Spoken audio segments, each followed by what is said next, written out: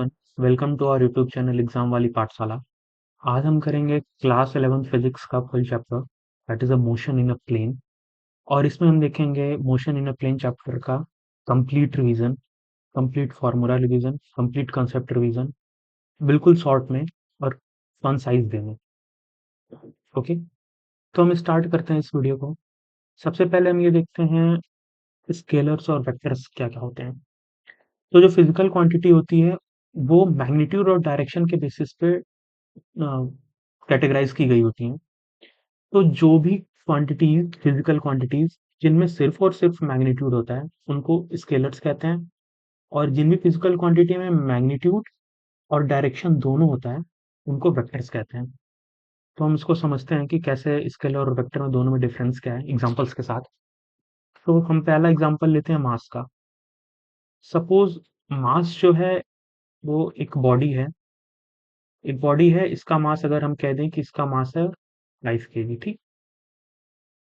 तो अगर इस बॉडी का मास 5 kg है, तो क्या हमें इसके मास को डिफाइन करने के लिए किसी डायरेक्शन को बताने की जरूरत पड़ेगी कि ये 5 kg इस डायरेक्शन में है, ये 5 kg इस डायरेक्शन में? अरे ये जो मास है वो हर एक छोटे छोटे क्वांटिटीज के मास का, छोटे छोटे क्वांटिटीज के कंटेंट के मास का सम है, और ये टोटल कंटेंट इसके अंदर जो मैटर है वो 5 kg का है। इसको बताने के लिए हमें किसी डायरेक्शन की जरूरत नहीं पड़ी। ऐसे अगर हम एग्जांपल लेते हैं सपोज फोर्स का, जो एक वेक्टर क्वांटिटी है। तो अगर हम कहते हैं कि एक बॉडी है, इसके ऊपर 5 न्यूटन का फोर्स लग रहा है, तो हमें ये बताना पड़ेगा कि जो 5 न्यूटन का फोर्स लग रहा है वो इस डायरेक्शन में लग रहा है, इस डायरेक्शन में लग रहा है, या इस डायरेक्शन में लग रहा है। क्यों? क्योंकि अगर इस डायरेक्शन में 5 न्यूटन का फोर्स, 5 न्यूटन का ये जो फोर्स है, अगर वो इस डायरेक्शन में लगेगा तो बॉडी इधर मूव करना शुरू करेगी। अगर ऊपर की तरफ लगेगा तो बॉडी इधर मूव करना शुरू करेगी। अगर इधर की तरफ लेफ्ट साइड में यहाँ लगा तो बॉडी इधर की तरफ मूव करना शुरू करेगी। तो जो इस फोर्स का जो इफेक्ट आ रहा है वो उसके मैग्नीट्यूड के साथ साथ उसके डायरेक्शन पे भी डिपेंड कर रहा है। अगर 10 न्यूटन का फोर्स लगा, यानी मैग्नीट्यूड ने बढ़ाया, तो बॉडी तेजी से मूव करेगी। लेकिन ये 5 न्यूटन का फोर्स या 10 न्यूटन का फोर्स हम किस डायरेक्शन में लगा रहे हैं, बॉडी का मोशन इस पे डिपेंड करेगा कि हम ये जो फोर्स लगा रहे हैं वो किस डायरेक्शन में लगा रहे हैं। तो जब भी हम फोर्स को डिफाइन करेंगे तो हमें उसके मैग्नीट्यूड के साथ साथ उसके डायरेक्शन को भी बताना पड़ेगा कि हम कौन सी डायरेक्शन में फोर्स लगा रहे हैं। इसीलिए फोर्स जो है वो एक वेक्टर क्वांटिटी है, और मास जो है वो एक स्केलर क्वांटिटी है। ऐसे हम दूसरे एग्जांपल्स को देखते हैं। टाइम, टाइम बताने के लिए, टाइम अभी क्या 10 सेकंड, 5 सेकंड के लिए बॉडी मूव की, तो टाइम जो है वो उसको बताने के लिए हमें किसी डायरेक्शन बताने की जरूरत नहीं पड़ती। टेम्परेचर, डिस्टेंस, स्पीड, ये सारी क्वांटिटीज जो है स्केलर क्वांटिटीज होती हैं। हम जब भी इनको डिफाइन करना होता है हमें सिर्फ मैग्नीट्यूड बताना पड़ता है, इसकी डायरेक्शन जरूरी नहीं है बताना। तो डायरेक्शन होती ही नहीं इनके पास। ऐसे वेक्टर है, वेक्टर क्वांटिटीज जैसे डिस्प्लेसमेंट। डिस्प्लेसमेंट क्या होता है?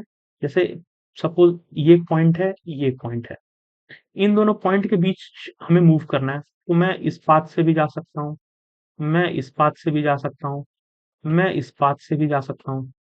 लेकिन डिस्प्लेसमेंट जो होता है वो इन दोनों पॉइंट के बीच की जो बिल्कुल शॉर्टेस्ट डिस्टेंस होती है, ये सॉरी, ये बिल्कुल शॉर्टेस्ट डिस्टेंस इन दोनों के बीच की जो होती है वो डिस्प्लेसमेंट कहलाती है। तो इसके पास तो एक डायरेक्शन है कि यहाँ से यहाँ ए से बी गए तो हम इसी डायरेक्शन में जाएंगे, और बी से अगर ए गए तो हम इसी डायरेक्शन में मूव करेंगे। तो डिस्प्लेसमेंट के पास मैग्नीट्यूड भी है, यहाँ से यहाँ कितना इसका लेंथ हुआ, और इसका डिस्टेंस जो है, इसके पास डायरेक्शन भी है कि कौन सी डायरेक्शन में मूव किए। तो डिस्प्लेसमेंट इसी तरह से एक वेक्टर क्वांटिटी हो जाती है। तो वेक्टर को रिप्रेजेंट करते हैं जब हम, तो हमें उसके डायरेक्शन के साथ साथ उसके मैग्नीट्यूड को भी बताना पड़ता है। अभी वेक्टर का जो ये लेंथ होता है, ये लेंथ इसके मैग्नीट्यूड को बताता है। एरो, एरो का जो लेंथ होता है उसके मैग्नीट्यूड को बताता है, और ये एरो जिस डायरेक्शन में होते हैं बताता है कि ये वेक्टर इस डायरेक्शन में एक्ट कर रहा है। ठीक, आइए हम देखते हैं अ, दूसरी चीज। ये हमारा इलेक्ट्रिक करंट, ये कंफ्यूजन का कॉन्सेप्ट होता है कि इलेक्ट्रिक करंट को स्केलर की तरह ट्रीट किया जाए कि वेक्टर की तरह ट्रीट किया। क्यों? क्योंकि करंट के पास भी डायरेक्शन होती है, करंट किसी एक डायरेक्शन में ही फ्लो करता है। अ, लेकिन हम करंट को जो है वो स्केलर क्वांटिटी की तरह ट्रीट करते हैं, वेक्टर नहीं ट्रीट करते हैं। क्यों? क्योंकि वेक्टर्स को ट्रीट करने के लिए उसके पास मैग्नीट्यूड और डायरेक्शन के साथ-साथ एक और प्रॉपर्टी होती है वेक्टर की, वो ये होती है कि वेक्टर जो होता है वो वेक्टर लॉ ऑफ एडिशन को फ़ॉलो करते हैं। वो स्केलर लॉ ऑफ एडिशन को फ़ॉलो नहीं करते। स्केलर लॉ ऑफ एडिशन मतलब कि स्केलर क्वांटिटी जैसे आज तक हमने देखा होगा 1 प्लस 2 जो होगा, 1 प्लस जो 2 होगा, वो हमेशा 3 आएगा। लेकिन ये स्केलर लॉ ऑफ एडिशन है, वेक्टर लॉ ऑफ एडिशन में 1 प्लस 2 3 नहीं होता है। ये इस पे डिपेंड करेगा 1 प्लस 2 3 कब होगा, जब वो बिल्कुल दोनों एक डायरेक्शन में एक्ट कर रहे हों, तो 1 प्लस 2 3 हो जाएगा। लेकिन अगर ये दोनों वेक्टर्स किस एंगल्स पे ऐड हो रहे हैं, इसका एडिशन इस पे डिपेंड करेगा कि दोनों जो वेक्टर है वो किस एंगल पे ऐड हो रहे हैं। तो जो करंट होता है वो वेक्टर लॉ ऑफ एडिशन को फॉलो नहीं करता, वो स्केलर लॉ ऑफ एडिशन को ही फॉलो करता है।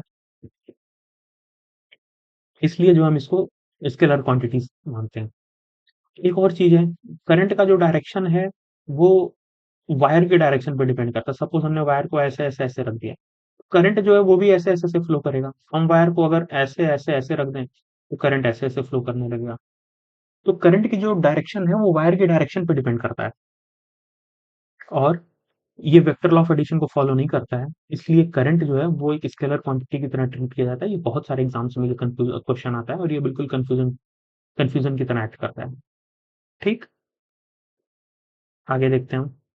Types of vector. Types of vector हम देखेंगे, सबसे पहला आता है जीरो वेक्टर। इसको नल वेक्टर भी कहते हैं, यूनिट वेक्टर, इक्वल वेक्टर और निगेटिव वेक्टर। तो जीरो वेक्टर जो होता है वो ऐसा वेक्टर होता है जिसका मैग्नीट्यूड जो होता है वो जीरो होता है। और जब मैग्नीट्यूड नहीं है तो उसके डायरेक्शन को हम कैसे डिफाइन करेंगे? तो जीरो वेक्टर का डायरेक्शन भी डिफाइन नहीं होता, उसका मैग्नीट्यूड जो होता है वो जीरो होता है। इसकी जरूरत क्यों पड़ती है, जब ना तो इसके पास मैग्नीट्यूड है ना तो इसके पास डायरेक्शन है? सपोज हम एक वेक्टर क्वांटिटी है जो 5 यूनिट की है, इसमें से हम दूसरी 5 यूनिट को सब्ट्रैक्ट करेंगे, तो हमें क्या मिलेगा? हमें मिलेगा जीरो। लेकिन वेक्टर को जब भी ऐड सब्ट्रैक्ट मल्टीप्लाई कुछ भी किया जाता है तो वेक्टर्स ही नहीं मिलते हैं, स्केलर क्वांटिटीज नहीं मिलेंगी। तो ये जीरो को बताने के लिए, नल वेक्टर को बताने के लिए हम एक नई क्वांटिटीज को इंट्रोड्यूस करते हैं, वो होती है जीरो वेक्टर या नल वेक्टर, जिसका मैग्नीट्यूड जीरो होता है और इसके पास कोई डायरेक्शन भी नहीं होता, सिर्फ वो एक पॉइंट पे ही रहता है, जो ये बताने के लिए होता है कि इसके पास ना तो कोई मैग्नीट्यूड है ना डायरेक्शन है, लेकिन फिर भी एक वेक्टर है। तो ऐसे जीरो वेक्टर को डिफाइन किया जाता है। ठीक, जैसे ए में से अगर ए को सब्ट्रैक्ट किया तो ये जीरो आ गया। Displacement returning to start. Suppose एक कोई बंदा है जो एक पॉइंट से स्टार्ट करता है और ये घूमते घूमते घूमते घूमते हर जगह ये घूम घूम के और फाइनली वो इसी पॉइंट पे आ गया। सपोज उसने यहाँ से स्टार्ट किया था और ये घूम के हर सब तरह से घूम के फिर से वो इसी सेम पॉइंट पर आ गया। तो उसने डिस्टेंस तो इतनी सारी ट्रेवल की, लेकिन उसका जो है डिस्प्लेसमेंट जीरो है, क्योंकि वो स्टार्टिंग पॉइंट भी यही है और एंडिंग पॉइंट भी यही है। तो उसने डिस्टेंस तो ट्रैवल की यहाँ से यहाँ तक, लेकिन डिस्प्लेसमेंट उसका उसका जीरो है। तो ये जीरो डिस्प्लेसमेंट आप कैसे शो करोगे? ये जीरो डिस्प्लेसमेंट शो करने के लिए, डिस्प्लेसमेंट तो एक वेक्टर क्वांटिटीज है, तो जीरो डिस्प्लेसमेंट शो करने के लिए हमें जीरो वेक्टर या नल वेक्टर की जरूरत पड़ी। Unit vector. यूनिट वेक्टर क्या होता है? इसका मैग्नीट्यूड जो होता है वो वन होता है यूनिट वेक्टर का, और ये सिर्फ डायरेक्शन को शो करने के लिए यूज होता है। सपोज हमारे पास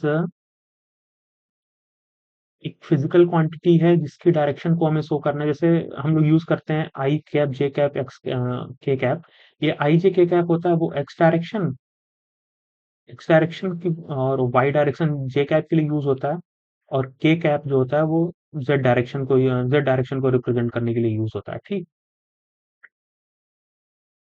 तो ये जो यूनिट वेक्टर आता है ये सिर्फ, इसका मैग्नीट्यूड वन होता है, ये सिर्फ डायरेक्शन को शो करने के लिए यूज होता है। इसको डिनोट किया जाता है ए कैप से। और इसका जो फॉर्मूला होता है वो वेक्टर को, जब हम किसी भी वेक्टर को उसके मैग्नीट्यूड से डिवाइड कर देते हैं तो हमारे पास ए कैप निकल के आ जाता है, वो यूनिट वेक्टर निकल जाता है। जब उसके मैग्नीट्यूड से ही उसी वेक्टर को डिसाइड कर दो तो उसके पास सिर्फ और सिर्फ डायरेक्शन बचेगी और मैग्नीट्यूड उसका यूनिट क्वांटिटी बचेगी। इक्वल वेक्टर क्या होते हैं? इक्वल वेक्टर वो होते हैं जब दो वेक्टर सेम डायरेक्शन में एक्ट कर रहे हो और उनका मैग्नीट्यूड भी सेम हो, तो जो वेक्टर निकल के आता है वो इक्वल वेक्टर। सपोज ये एक वेक्टर है ए और ये दूसरा वेक्टर है बी। ठीक, ये सपोज हम फोर्स मानते हैं, ये एक वॉल है, इस वॉल पे ये वेक्टर ए जो है वो भी, इसका मैग्नीट्यूड सेम है और बी वेक्टर का भी मैग्नीट्यूड सेम है और इनकी डायरेक्शन भी सेम है। तो जो इफेक्ट प्रोड्यूस होगा इस बॉल पे वो सेम इफेक्ट प्रोड्यूस होगा। इसीलिए ये दोनों वेक्टर्स होते हैं वो बिल्कुल सेम होते हैं, जिनका मैग्नीट्यूड और डायरेक्शन भी सेम हो। मैग्नीट्यूड तो सेम, इनका डायरेक्शन भी सेम होता है। ये डिफरेंट पॉइंट्स पर एक्ट कर सकते हैं। इसी को पैरेलल फोर्सेस कहते हैं। जैसे parallel forces of equal size ना, ये इक्वल वेक्टर होते हैं। एक और वेक्टर की एक और क्वालिटी होती है, हम वेक्टर को एक पॉइंट से दूसरे पॉइंट पर शिफ्ट कर सकते हैं। अगर हमने इसको यहाँ से यहाँ पे शिफ्ट किया ना, तो ये जो होगा इसका इन इन दोनों का जो इफेक्ट आएगा वो सेम आएगा, क्योंकि इक्वल वेक्टर ही है, इनका मैग्नीट्यूड भी सेम और डायरेक्शन भी सेम है, तो वेक्टर जो है वो दोनों इक्वल वेक्टर है, तो इनका इफेक्ट जो होगा वो भी सेम होगा। ठीक। निगेटिव वेक्टर क्या होता है? निगेटिव वेक्टर, ये जो इक्वल वेक्टर है, अगर आप इसको इस डायरेक्शन में एक दूसरा वेक्टर सेम मैग्नीट्यूड का बिल्कुल अपोजिट डायरेक्शन में लगा दो, तो ये जो दूसरा वेक्टर होगा वो इस वाले वेक्टर का निगेटिव वेक्टर होगा।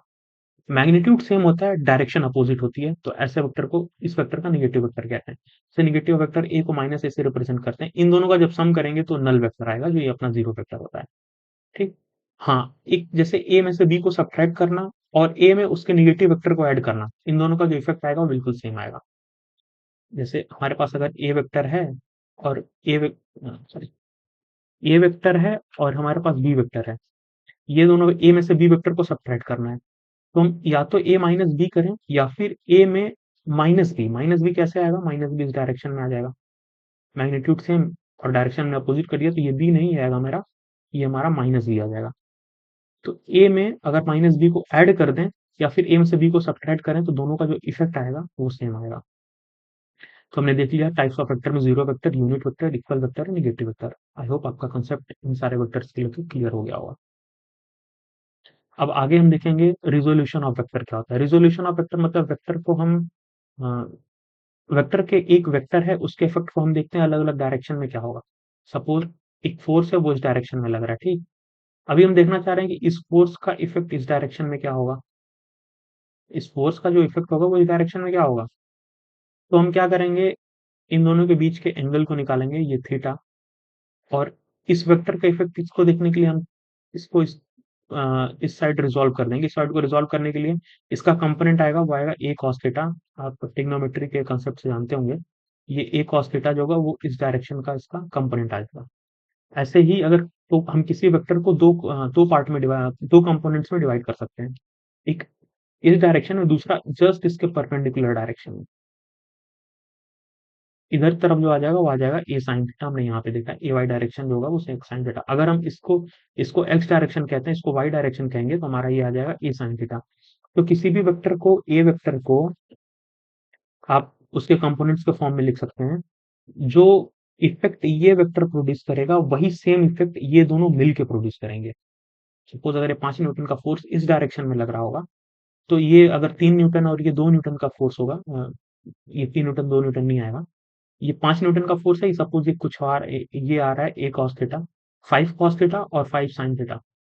तो 5 न्यूटन का फोर्स जितना इफेक्ट प्रोड्यूस करेगा उतना ही 5 कॉस थीटा और 5 साइन थीटा मिलकर प्रोड्यूस करेंगे। इन दोनों एक परपेंडिकुलर एक वर्टिकल डायरेक्शन में मिलकर सेम इफेक्ट को प्रोड्यूस करेंगे। तो रिजोल्यूशन ऑफ वेक्टर का कंसेप्ट यही होता है कि जो वेक्टर है वो अलग अलग डायरेक्शन में क्या इफेक्ट प्रोड्यूस करता है। अगर ये थीटा थीटा के एंगल हम बढ़ा के, थीटा एंगल बढ़ा के अगर हम इस डायरेक्शन में देखना चाहें, क्या इफेक्ट होगा, ये सपोज हमारा ये थीटा हो गया, तो जस्ट ए कॉस थीटा कर देंगे तो हमें इस वेक्टर का इफेक्ट इस वाली डायरेक्शन में दिख जाएगा। ठीक। और ये तो हमारा मान लीजिए एक्स एक्सिस हो गया, हॉरिजॉन्टल कंपोनेंट, और इसके परपेंडिकुलर में अगर देख लेंगे तो इस डायरेक्शन में इन दोनों के जो, ये दोनों मिलकर सेम इफेक्ट प्रोड्यूस करेंगे जो ये वाला प्रोड्यूस करेगा इस डायरेक्शन में। होप रिजोल्यूशन ऑफ वेक्टर का कंसेप्ट भी क्लियर हो गया होगा। तो इसका एक्स डायरेक्शन का जो मैग्नीट्यूड होता है वो ए कॉस थीटा होता है, वाई डायरेक्शन में ए साइन थीटा होता है। आप ये फार्मूला को याद रख सकते हैं। और अगर इसके मैग्नीट्यूड, सपोज हमारे पास ए एक्स डायरेक्शन में कुछ वेक्टर है, अभी वो रिजॉल्व फॉर्म में है, हमें उसका मैग्नीट्यूड देखना है कि ओवरऑल इफेक्ट क्या प्रोड्यूस करेगा, उसका मैग्नीट्यूड क्या होगा। हमारे पास ए एक्स डायरेक्शन का कुछ कंपोनेंट है, ए वाई डायरेक्शन का कुछ कंपोनेंट है, तो हम इस फार्मूला, पाइथागोरस फार्मूला से ये ए निकाल सकते हैं कि इस वेक्टर का मैग्नीट्यूड क्या होगा। ठीक। और ये जो वेक्टर एक्ट करेगा वो किस एंगल पे एक्ट करेगा। जैसे मैं ये कह रहा हूँ कि ये अपना ए एक्स डायरेक्शन हो गया, ठीक। ये हमारा आ गया ए वाई डायरेक्शन का वेक्टर। तो इस वेक्टर को हम यहाँ भी शिफ्ट कर सकते हैं, क्योंकि ये दोनों पैरेलल वेक्टर्स हैं, इफेक्ट सेम प्रोड्यूस होगा। ठीक। तो अभी इन दोनों का जो हाइपोटेन्यूज होगा वो यहाँ से यहाँ आएगा। ये ट्रायंगल ऑफ वेक्टर एडिशन में भी हम देखेंगे कि ये जो जब हम रिजॉल्व करेंगे तो ए एक्स और ए वाई का अगर हमें मैग्नीट्यूड निकालना है तो हम कैसे निकालेंगे? ए एक्स ए वाई का मैग्नीट्यूड ए एक्स का स्क्वायर प्लस ए वाई का स्क्वायर, और इसका अगर अंडर रूट ले लेंगे पाइथागोरस थ्योरम से, तो हमें ये ए मैग्नीट्यूड का जो वेक्टर होगा ये हमें पता चल जाएगा। और ये एंगल थीटा क्या आएगा? ये एंगल थीटा निकालने के लिए हम क्या करेंगे? tan इनवर्स ए वाई अपॉन ए एक्स कर देंगे, तो हमें ये एंगल थीटा पता चल जाएगा। ये उस वेक्टर की डायरेक्शन को बताएगा। ठीक। अभी हम देखते हैं, अगर वेक्टर एडिशन देखते हैं, वेक्टर लॉ ऑफ एडिशन हमने कहा था ना, करंट जो है वो वेक्टर लॉ ऑफ एडिशन को फॉलो नहीं करता, वो स्केलर लॉ ऑफ एडिशन को फॉलो करता है। तो वेक्टर लॉ ऑफ एडिशन है क्या? जनरली दो vector law of addition use होते हैं, ट्रायंगल लॉ और parallelogram law. Triangle law, parallelogram law का मैंने स्टेप्स को लिख दिया है, मैं आपको बस क्विकली बता देता हूँ ये दोनों क्या होते हैं। ट्रायंगल लॉ को अगर हम देखेंगे तो triangle law of vector addition में सपोज हमारे पास दो वेक्टर हैं, एक वेक्टर हमारा ए है, ये इस डायरेक्शन में है। ठीक। और वेक्टर हमारा बी है, इस डायरेक्शन में। हमें इन दोनों वेक्टर्स को ऐड करना है। तो ट्रायंगल लॉ ऑफ एडिशन के अकॉर्डिंग हम इस वेक्टर बी को क्या करेंगे? इस वेक्टर ए की हेड पे रख देंगे। बिल्कुल, इसको यहाँ से आप पैरेलली आप शिफ्ट कर दीजिए, पैरेलल में दिखना है लेकिन आप इसको पैरेलली यहाँ से यहाँ शिफ्ट कर दीजिए। ठीक, पैरेलल शिफ्ट करने से उसका इफेक्ट चेंज नहीं होगा। ठीक। ये हमारा आ गया वेक्टर बी। वेक्टर बी को हमने क्या किया? वेक्टर ए की हेड पे रख दिया है। अभी हम वेक्टर ए के टेल से वेक्टर बी के हेड को ज्वाइन करेंगे एक नया वेक्टर, सपोज ये वेक्टर हमारा सी है। तो एक ट्रायंगल बन गया ना। ये जो सी होगा वो इन दोनों का रिजल्टेंट होगा। वेक्टर ए और वेक्टर बी का जो रिजल्टेंट, सपोज ये एंगल हमारा थीटा है, ये एंगल थीटा है, तो ये जो होगा वो इन दोनों वेक्टर का रिजल्टेंट सी होगा। और ये एंगल मान लीजिए ये अल्फा पे एक्ट कर रहा है। एंगल अल्फा भी कैसे निकालते हैं वो भी हम देखेंगे। लेकिन ट्रायंगल ऑफ वेक्टर एडिशन में यही है कि आप टेल ऑफ बी को हेड ऑफ ए पे प्लेस करें। आप उल्टा भी कर सकते हैं। आप क्या कर सकते हैं कि ये बी को यहीं रहने दीजिए, ए को आप ले आइए, इसके हेड पे प्लेस कर दीजिए यहाँ पे। ठीक। अभी आप इसको इन दोनों को जोड़ दीजिए, आप देखेंगे ये वेक्टर और ये वेक्टर बिल्कुल सेम है।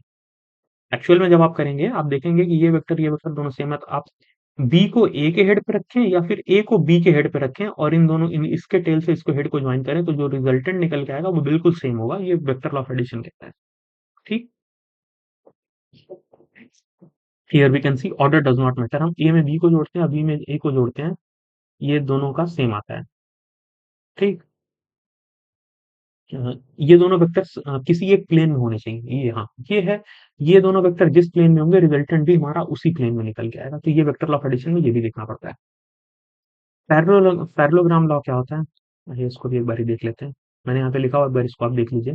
हम क्या करते हैं कि इन वेक्टर्स को भी हेड की बजाय टेल टेल पे प्लेस करते हैं और एक पैरेललोग्राम को ड्रा करते हैं।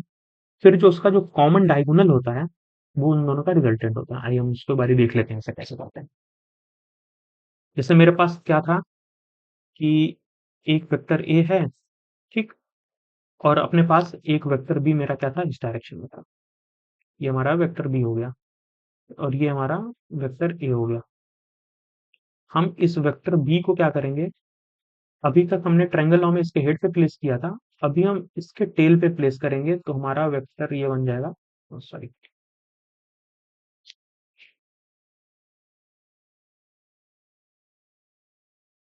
हमारा क्या होगा? ये जो वेक्टर बी है,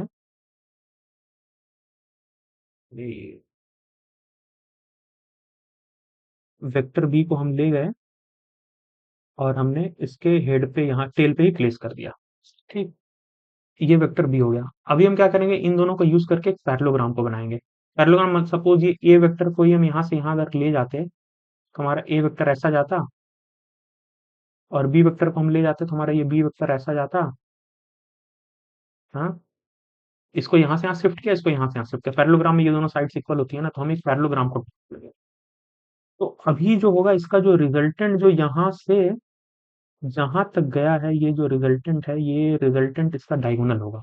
ये डायगोनल जो इस इन दोनों के टेल पे हमने जो ज्वाइन किया था, और ये जो रिजल्टेंट ये जो एंड पॉइंट पे है, इसको ज्वाइन करने वाला जो ये वेक्टर होगा, ये वेक्टर इन दोनों वेक्टर का एडिशन होगा। ये कहता है पैरेललोग्राम लॉ। हम क्या करें कि दोनों को टेल टेल पे प्लेस करें, एक पैरेललोग्राम ड्रॉ करें एडजेसेंट साइड को मिला के। अभी जो कॉमन डायगोनल होगा ये हमारा रिजल्टेंट हो जाएगा, और इसका मैग्नीट्यूड जो होता है वो ऐसे निकल के आता है, under root A square B square plus 2ab cos theta. ठीक। और ये जो डायरेक्शन होगा वो ये आ जाएगा, tan alpha is equal to the B sine theta upon में A plus B cos theta. ये फॉर्मूला आप याद रखिए, जब भी आप पैरेललोग्राम लॉ को यूज करेंगे तो आप इसका रिजल्टेंट मैग्नीट्यूड निकालने के लिए आप ये करेंगे, और रिजल्टेंट डायरेक्शन ये जो अल्फा निकलेगी, ये जो मैंने तो बताया था ना, ये रिजल्टेंट जो है वो ये आपका अल्फा हो जाएगा। ठीक। और ये एंगल जो बी एंगल जो भी इस डायरेक्शन पे ये था, ये हमारा है थीटा। ये एंगल थीटा है, ये एंगल अल्फा है। तो रिजल्टेंट किस डायरेक्शन में एक्ट करेगा उसका फार्मूला हमारे पास ये हो गया। और ये जो है इसका जो रिजल्टेंट मैग्नीट्यूड आ जाएगा वो आ जाएगा ये ये हमारा रिजल्टेंट मैग्नीट्यूड है under root A square plus B square plus 2ab cos theta. आप इसको नोट कर लीजिए। और डायरेक्शन जो tan inverse B sine theta upon में A plus B cos theta, ये हमारा फार्मूला हो जाता है। ठीक। अब हम इसके बाद देखते हैं मोशन इन टू डायमेंशन कैसा होता है। सपोज कोई ऑब्जेक्ट जो है वो एक्स वाई प्लेन में मूव कर रहा है, तो उसका जो कंपोनेंट होगा वो एक्स डायरेक्शन में भी कुछ होगा, और उसका मोशन का जो कंपोनेंट होगा वो वाई डायरेक्शन में भी कुछ होगा, क्योंकि वो किसी प्लेन में मूव कर रहा है। जैसे हमारे पास सपोज ये एक्सिस है, ये वाई एक्सिस है, और ये हमारा एक्स एक्सिस है। ठीक। तो कोई बॉडी अगर ऐसे ऐसे ऐसे ऐसे टू डायमेंशन में मूव कर रही है, तो किसी भी पॉइंट पे अगर हम देखेंगे तो ये इसका कुछ कंपोनेंट एक्स डायरेक्शन में भी होगा और वाई डायरेक्शन में भी होगा। तो सबसे पहले हम अगर टू डायमेंशन का मोशन हो रहा है तो उसमें पोजीशन वेक्टर क्या है, वेलोसिटी वेक्टर क्या है, और एक्सीलरेशन क्या है। पोजीशन वेक्टर डिफाइन करने के लिए सपोज ये बॉडी जब ऐसे ऐसे मूव कर रही थी, तो हम उसके किसी सपोज ये बॉडी ऐसे ऐसे मूव कर रही है, हम इसके किसी एक पॉइंट को पकड़ते हैं, इस पॉइंट पे देखते हैं इसका पोजीशन वेक्टर क्या है। पोजीशन वेक्टर इसको डिफाइन करने के लिए हम यहाँ से इसको ज्वाइन कर देंगे। ठीक। ये सपोज हमने इसको आर कहा, ये आर वेक्टर जो है वो इस पॉइंट का पोजीशन वेक्टर है। हाँ, ऐसा ही हमारे पास हर पॉइंट का पोजीशन वेक्टर होगा। हम यहाँ से ओरिजिन से उस पॉइंट को कनेक्ट करेंगे तो उसका पोजीशन वेक्टर निकल जाएगा। सपोज हमें इसके यहाँ का पता करना है, तो हम क्या करेंगे कि ओरिजिन से स्टार्ट करेंगे और चले जाएंगे इस वाले इस वाले पॉइंट तक। ओरिजिन से हम ऐसे स्टार्ट करेंगे और उस वाले पॉइंट तक चले जाएंगे।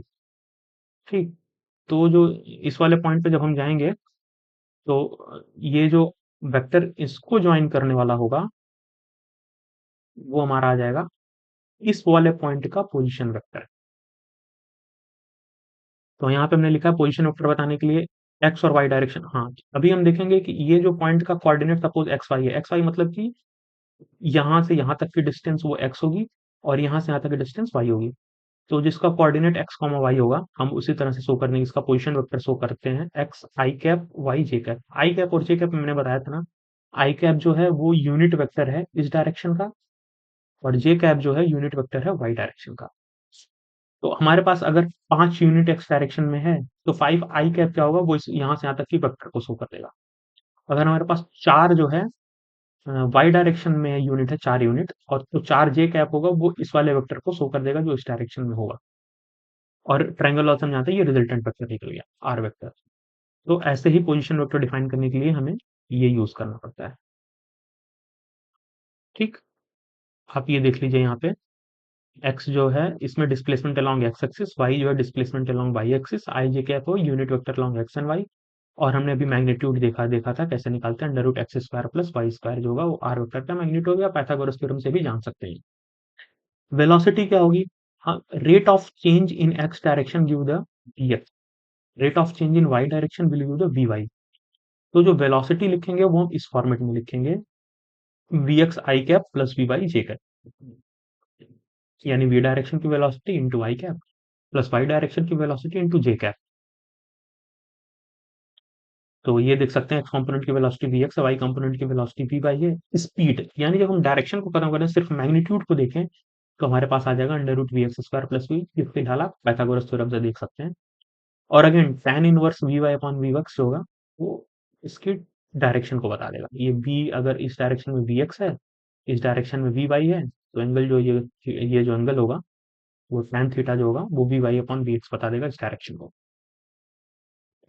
सेम एक्सीलरेशन को देखना है तो एक्सीलरेशन जो शो करेंगे वो हम शो करेंगे ए x I cap plus A Y J cap.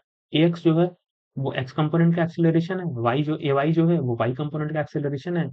ये D Y by D T और D V Y upon D T ये फार्मूला होता है एक्सीलरेशन निकालने का, ये आपने पढ़ा ही होगा आगे, पहले ही पढ़ा होगा। तो rate of change in velocity give the acceleration. ठीक, तो ये एक्सीलरेशन इन टू डी कैसे निकल गया। मोशन इनटू डायमेंशन में position vector, velocity and acceleration vector हम तीनों को देख लिया। इस पे आपको बहुत सारे क्वेश्चन मिलेंगे जब आपको कोई भी एक पोजीशन वेक्टर दिया होगा और पूछा रहा होगा कि ये पोजीशन वेक्टर है, आप इसके वेलोसिटी को बताइए और इसके एक्सीलरेशन को बताइए। तो बस आपको डिफरेंशिएट करके एक्स वाले टर्म्स को डिफरेंशिएट करके वी एक्स कह देना है और वाई वाले टर्म्स को D Y by D T करके इसको वेलोसिटी को बता देना है। सेम एक्सीलरेशन पता करना है तो एक्स डायरेक्शन की वेलोसिटी को एक बार डिफरेंशिएट करिए आपको एक्स मिल जाएगा, वाई डायरेक्शन की वेलोसिटी को एक बार डिफरेंशिएट करिए आपको ए मिल जाएगा। प्रोजेक्टाइल मोशन, ये मोशन इन 2D होता है। तो टू डायरेक्शन में मोशन को हम लोग प्रोजेक्टाइल मोशन कहते हैं। जब बॉडी अंडर फ्री फॉल हम किसी बॉडी को फेंकते हैं तो वो प्रोजेक्टाइल मोशन होगा। तो अगर एक प्रोजेक्टाइल है वो लॉन्च की जाती है वेलोसिटी v से, sorry at angle theta with initial speed u, और ग्रेविटी हमारी माइनस जी डायरेक्शन में एक्ट कर रही है, तो हमारा हॉरिजॉन्टल वेलोसिटी जो होगा वो कांस्टेंट होगा। कह रहा है कि ये हमारा ग्राउंड हो गया। इस प्रोजेक्टाइल को अगर हम u के स्पीड से अगर फेंक रहे हैं, ये हमारा एक एंगल थीटा पे, और ये हमारा डाउनवर्ड डायरेक्शन है जो ग्रेविटी की डायरेक्शन होगी माइनस जी, और हॉरिजॉन्टल स्पीड कांस्टेंट होगा क्योंकि ग्रेविटी हमारी सिर्फ वर्टिकल डायरेक्शन में एक्ट कर रही है, हॉरिजॉन्टल डायरेक्शन में कोई एक्सीलरेशन नहीं है क्योंकि ग्रेविटी सिर्फ डाउनवर्ड डायरेक्शन में एक्ट कर रही है।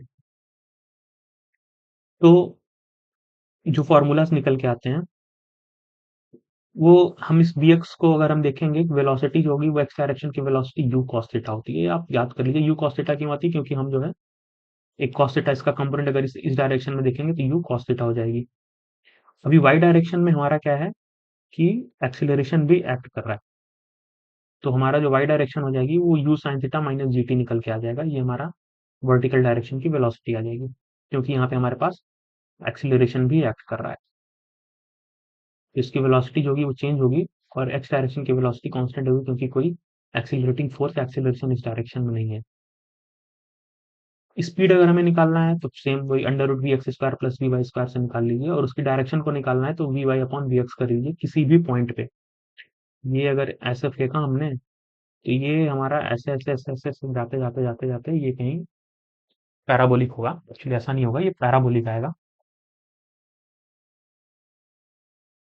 ये हमारा इस डायरेक्शन में गया और इस डायरेक्शन में जाके गिर गया।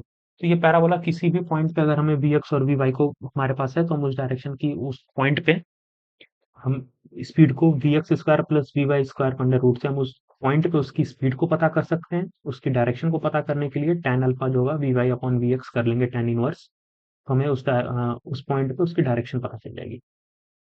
ये सारे assumptions होते हैं, हम एयर रेजिस्टेंस को नेग्लेक्ट करते हैं और जी की वैल्यू को कांस्टेंट मानते हैं डाउनवर्ड डायरेक्शन में।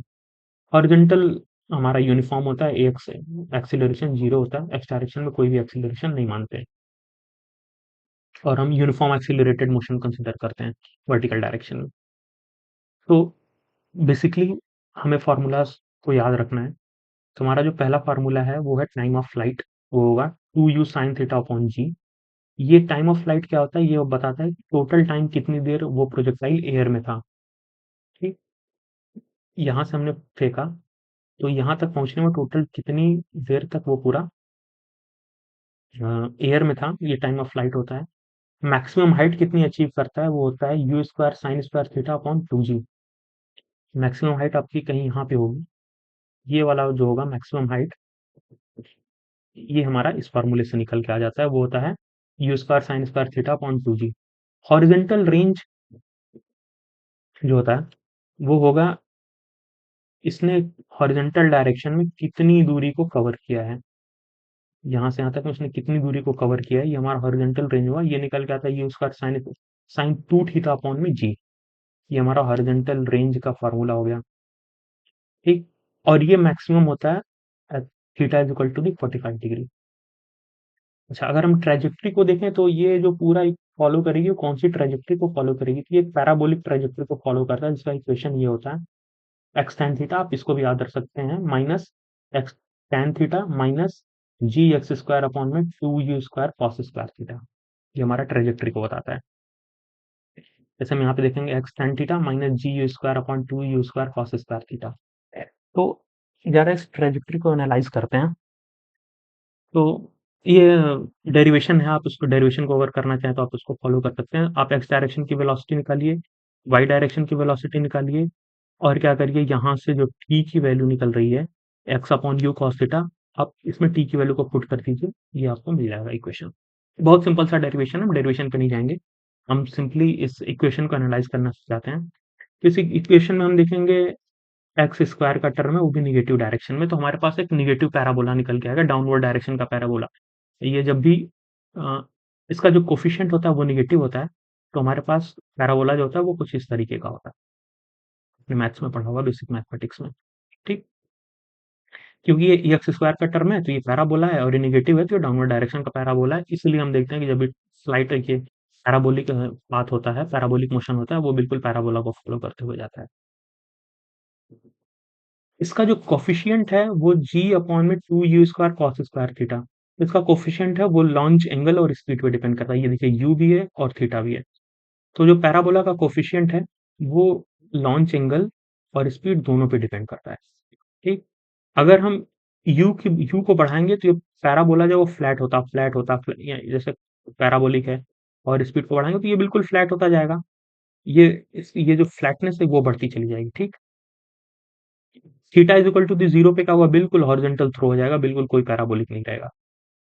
और अगर थीटा इज इक्वल टू 90 कर देंगे तो ये बिल्कुल वर्टिकल आके गिर जाएगा, कोई पैराबोलिक मोशन नहीं होगा यहाँ पे। और इसमें हम एक अजम्पशन ये अज्यूम करते हैं कि ये एयर रेजिस्टेंस फ्री मॉडल है। तो ये था हमारा इक्वेशन ऑफ ट्रेजेक्टरी से कुछ की ऑब्जर्वेशंस। ये कुछ फार्मूला हैं, आप इनको याद रख लीजिए, इन फार्मूला का बहुत ज़्यादा यूज़ होता है, ठीक। अब अगला कॉन्सेप्ट हमारा है वो सर्कुलर मोशन। सर्कुलर मोशन वो होता है जब पार्टिकल किसी सर्कल के अलोंग मूव करे, तो इस तरह के मोशन को हम सर्कुलर मोशन कहते हैं, जब भी वो सर्कल के अलोंग मूव करता है, ठीक। तो एक बॉडी है वो पार्टिकल है, वो सर्कल के अलोंग मूव कर रहा है, यहाँ पे इसका सेंटर है।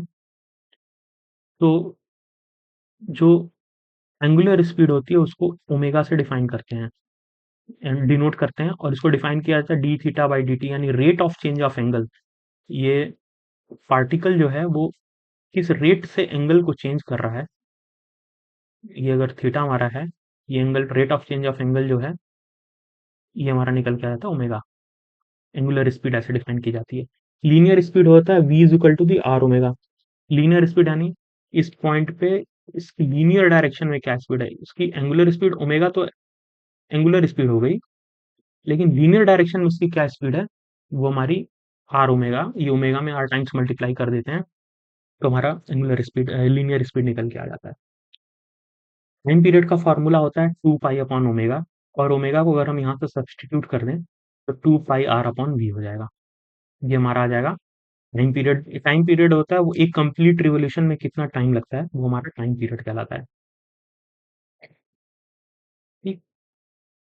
फ्रीक्वेंसी क्या होती है, ये बताती है कि 1 सेकंड में कितना बार रिवॉल्यूशन हुआ। ये अगर रिवॉल्व कर रहा है, अगर ये रिवॉल्व किया जा रहा है तो 1 सेकंड में कितना बार रिवॉल्यूशन करेगा, इसको फ्रीक्वेंसी कहते हैं। इसका फार्मूला होता है 1 अपॉन में टाइम, यानी ओमेगा अपॉन 2 पाई। ये फ्रीक्वेंसी का फार्मूला था। ओमेगा को भी आप यहाँ से अगेन सब्सटीट्यूट कर सकते हैं, तो आ जाएगा V upon 2 pi R. Centripetal acceleration, ये इंपॉर्टेंट कंसेप्ट है, ये बहुत ज्यादा यूज होता है। सेंट्रीपिटल जैसे अगर ये आपका मूव कर रहा है, ये पार्टिकल यहाँ से मूव किया, यहाँ पे पहुंच गया, ठीक। तो आप यहाँ पे देखेंगे कि इस पार्टिकल का डायरेक्शन क्या है, इस पार्टिकल की वेलोसिटी का डायरेक्शन ये है। मैग्नीट्यूड सेम है, v is equal to the R omega, velocity का मैग्नीट्यूड सेम है आर ओमेगा। यहाँ पे भी ओमेगा, अगर ओमेगा कांस्टेंट है तो कांस्टेंट रेडियस पे मूव कर रहा है, तो यहाँ पे वेलोसिटी अगर इसकी v थी तो यहाँ पे भी v है। लेकिन वेलोसिटी एक वेक्टर क्वांटिटी है, और हम देखते हैं यहाँ पे इस वेलोसिटी का डायरेक्शन ये है और यहाँ पे इस वेलोसिटी का डायरेक्शन ये है।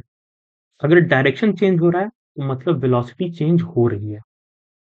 मैग्नीट्यूड भले ही कांस्टेंट है, लेकिन अगर डायरेक्शन चेंज हो रहा है मतलब वेलोसिटी चेंज हो रही है। ये चेंज इन वेलोसिटी किस कारण आता है? अगर वेलोसिटी चेंज हो रही है मतलब कुछ ना कुछ एक्सीलरेशन यहाँ पे होगा। तो जो एक्सीलरेशन इसकी डायरेक्शन को चेंज करता है, उसी एक्सीलरेशन को हम सेंट्रीपिटल एक्सीलरेशन कहते हैं। ये सेंट्रीपिटल एक्सीलरेशन जो होता है वो सेंटर की तरफ ऐसे इस डायरेक्शन में एक्ट करता है। हमेशा हर पॉइंट पे जो है सेंटर की तरफ एक्ट करेगा। बिल्कुल सेंटर पॉइंट की तरफ एक्ट करेगा। यहाँ पे भी रहा तो भी ये बिल्कुल सेंटर पॉइंट की तरफ एक्ट करेगा। आपका यहाँ पे है तो भी बिल्कुल सेंटर पॉइंट की तरह एक्ट करेगा। तो सेंट्रीपिटल एक्सीलरेशन हमेशा सेंटर की तरफ एक्ट करता है, किसी भी पॉइंट पे आप रहिए। ठीक। और सेंट्रीपिटल एक्सीलरेशन का जो फार्मूला आता है वो आता है आर ओमेगा स्क्वायर, या फिर ओमेगा को हम अगर वी बाई आर लिख दें तो वी स्क्वायर अपॉन आर हो जाता है। ये हमारा सेंट्रीपिटल एक्सीलरेशन का है। और इस ये जो होता है वो डायरेक्शन में चेंज करता है और सेंटर की तरफ लगता है। सेंट्रीपिटल फोर्स बिल्कुल एक्सीलरेशन है तो एक सेंट्रल की डायरेक्शन में लगता हुआ एक फोर्स भी होगा। जैसे आप कभी ट्राई करिएगा, आप एक रस्सी लीजिए। ठीक, एक रस्सी लीजिए और उसमें पत्थर को बांध के जो है आप जोर जोर से सर्कुलर मोशन में घुमाइए इसको। सर्कुलर मोशन में आप इसको घुमाइए तो आप फील करेंगे कि आपके हाथ पे कुछ फोर्स लग रहा है। ये रस्सी जो बिल्कुल वो टेंशन में होगी, तनी हुई होगी, वो आपका हाथ जो है उसको खींच रहा होगा कि ये सर्कुलर मोशन में मूव करे। तो जो फोर्स आपका हाथ लगा रहा है, जो फोर्स के हाथ पे महसूस हो रहा है, वो जो फोर्स है, इसी फोर्स को हम लोग सेंट्रीपिटल फोर्स कहते हैं। वो इस सेंट्रीपिटल एक्सीलरेशन के कारण ही आता है। So centripetal force is the net inward force. It's not a new force. It is provided by the tension of that this string, which is revolving that stone.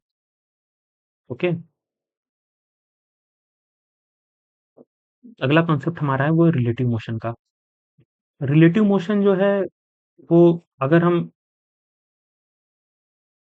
दो speed है, एक अ, एक body की speed va है, दूसरी body की speed vb है। ये va और vb ये ग्राउंड के रेस्पेक्ट में होती है। ये हमारा जो होगा va और ये जो vb है ग्राउंड के रेस्पेक्ट में होगी।